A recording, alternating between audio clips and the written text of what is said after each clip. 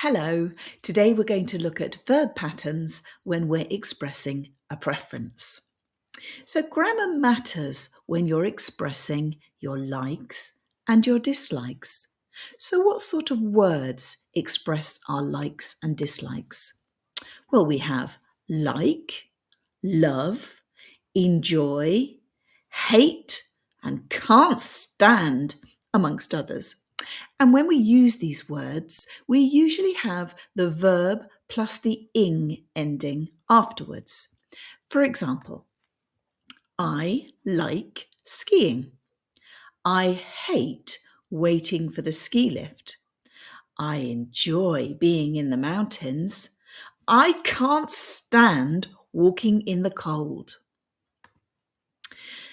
Now let's expand the grammar a little bit, adding structures and prepositions.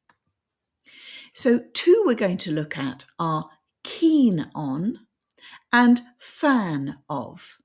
And again, these usually are ended by the verb plus ing structure. So for example, I'm keen on trying cross-country skiing. That means I'd like to try it. I'm not keen on trying cross-country skiing. That's the negative form. I'm a fan of crowded resorts. I'm not a fan of crowded resorts. Now, make sure that you never take off the two prepositions, the on and the of, because they are part of the structure and you can't remove them. Let's do a quick check then.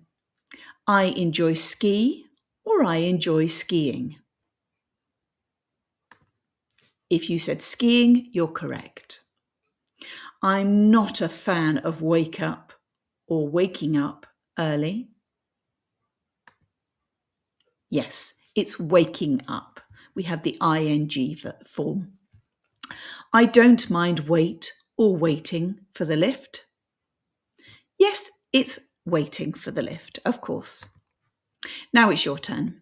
Write one sentence using either enjoy or don't mind or can't stand and write it in the comments below.